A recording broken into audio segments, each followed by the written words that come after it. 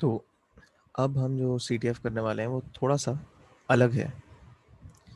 तो ये एक वेबसाइट है overthewire.org, और यहाँ पे कुछ CTF हैं जो इन्होंने वॉर गेम्स के नाम से रखे हैं, तो हम अब उनको करने वाले हैं। तो इनका कंसेप्ट थोड़ा सा डिफरेंट है, इनका जो तरीका है वो भी थोड़ा सा अलग है।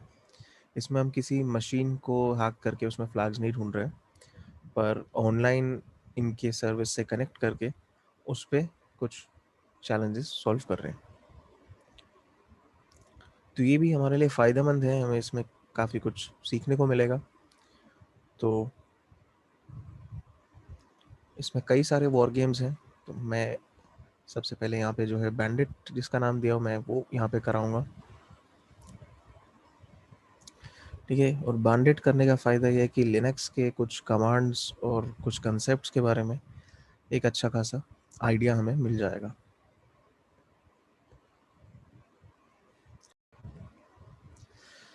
तो इसमें स्टार्ट होता है लेवल 0 से, और हर लेवल सॉल्व करने के बाद उसके अगले लेवल का पासवर्ड हमें मिलता है, और फिर हम अगले लेवल में लॉगिन करते हैं और आगे कंटिन्यू करते हैं उसको सॉल्व करना।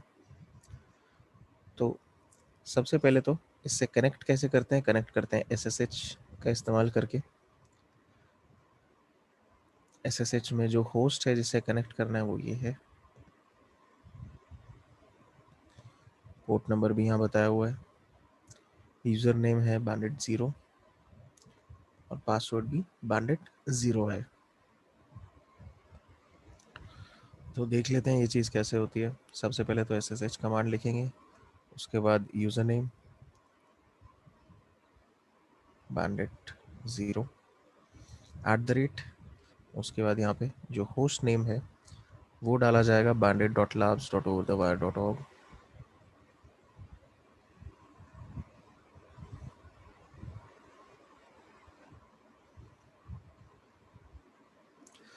अब आम तौर पे तो हम इस पॉइंट पे एंटर कर देते हैं, बट SSH यहाँ पे क्या है, डिफ़ॉल्ट पोर्ट पे नहीं है। डिफ़ॉल्ट होता है पोर्ट 22, तो यहाँ पे डिफ़ॉल्ट पोर्ट पे नहीं है, यहाँ पे है पोर्ट 2220 पे। तो मुझे -p दे के पोर्ट यहाँ पे बताना पड़ेगा।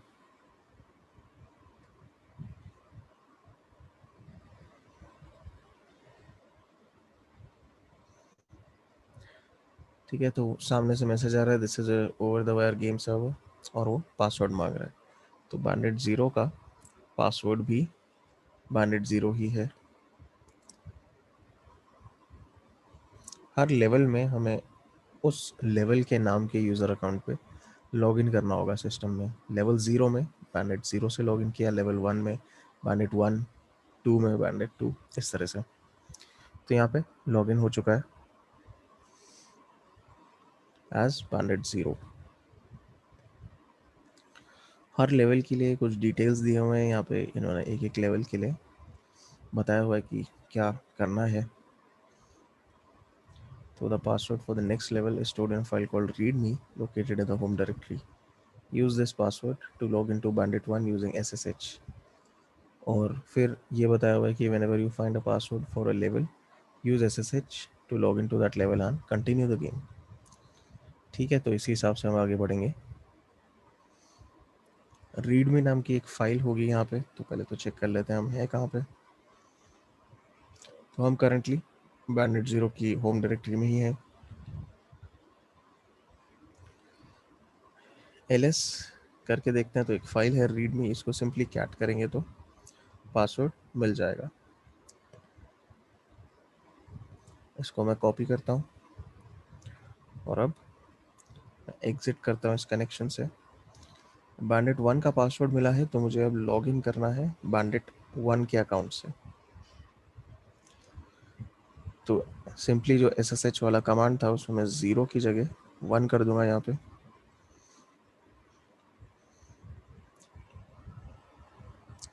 बाकी पूरा कमांड वैसे का वैसा रहेगा।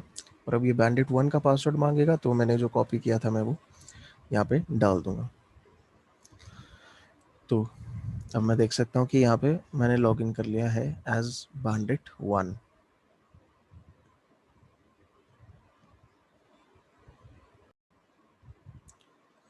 तो अब देखते हैं इसके लिए क्या कहा गया है।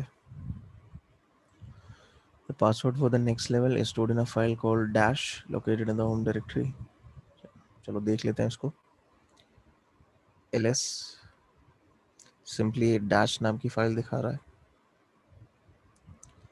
तो नॉर्मल जो यूज़र फाइल्स होती हैं हिडन, उनके अलावा सिर्फ ये एक डैश नाम की फाइल है हमारे पास। तो इसको एक्सेस अगर मैं करने जाऊँ कैट से, कैट हाइफन या कैट डैश, तो ये सिस्टम अटक जाएगा। ऐसा इसलिए क्योंकि जब भी हम हाइफन देते हैं तो सिस्टम एक्सपेक्ट करता है कि उस कमांड के कोई स्विच या कुछ कमांड का कोई ऑप्शन देंगे, जैसे ls के साथ हाइफन al दिया,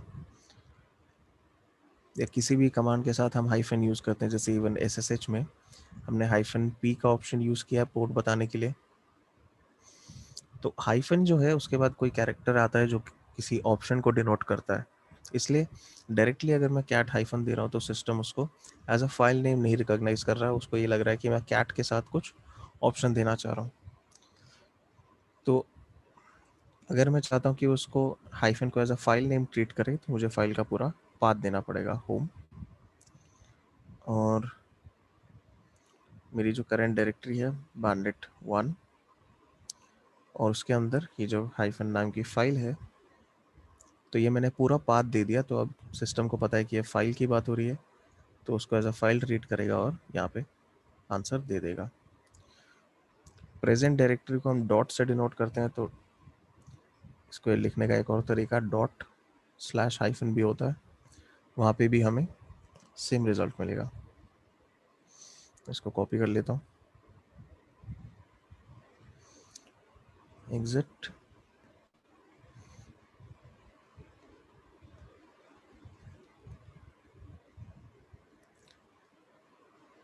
और लेवल 2 में पहले लॉगिन कर लेते हैं।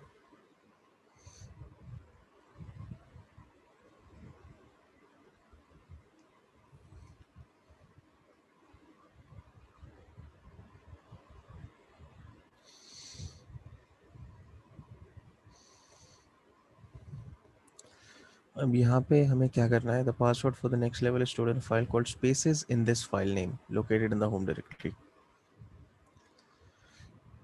चेक कर लेते हैं इसको भी। अब यहाँ पे एक फाइल है जिसका नाम है spaces in this file name. अगर मैं इसको नॉर्मली कैट करके देखूं